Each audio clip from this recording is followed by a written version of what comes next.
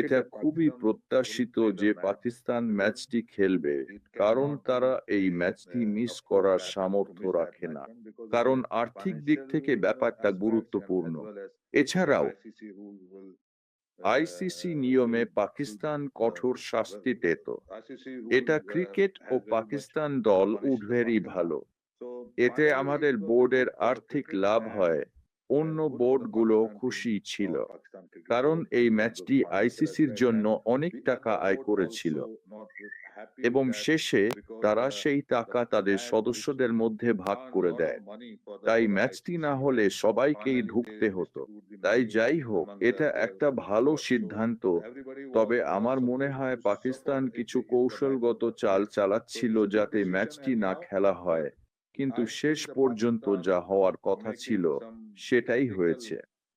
Move to just make it not to play this match, but at the end, what is happen is supposed to be happen.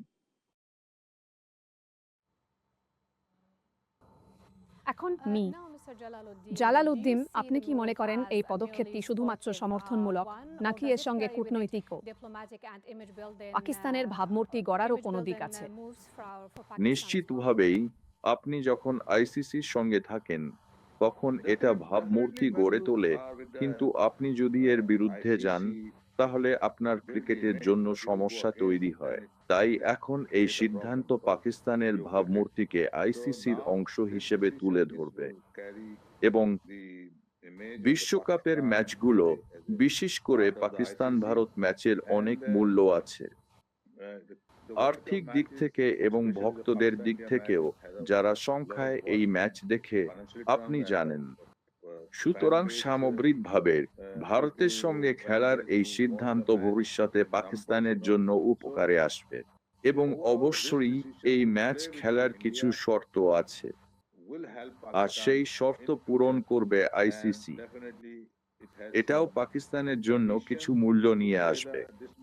ভারতও আবার একবার ভাববে যদি তারা পাকিস্তানের বিরুদ্ধে কোনো সিদ্ধান্ত নেয় পাকিস্তানের সঙ্গে না খেলার ব্যাপারে।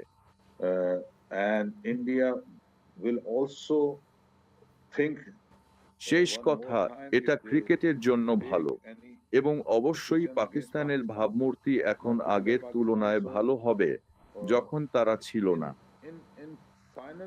ম্যাচটি খেলতে তাদের ঘোষণা করার কথা ছিল যে তারা খেলবে না। তাই যাই হোক, এই সিদ্ধান্ত পাকিস্তানের জন্য ভালো কিছু নিয়ে আসবে।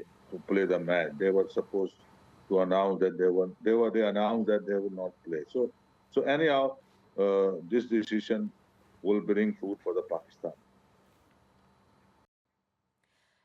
এখন মিস্টার জালাল, এই ম্যাচটি কি দুই দেশের ক্রিকেটীয় সম্পৃক্ততায় কোনো প্রভাব ফেলতে পারে, বিশেষ করে চলমান আঞ্চলিক উত্তেজনার মধ্যে?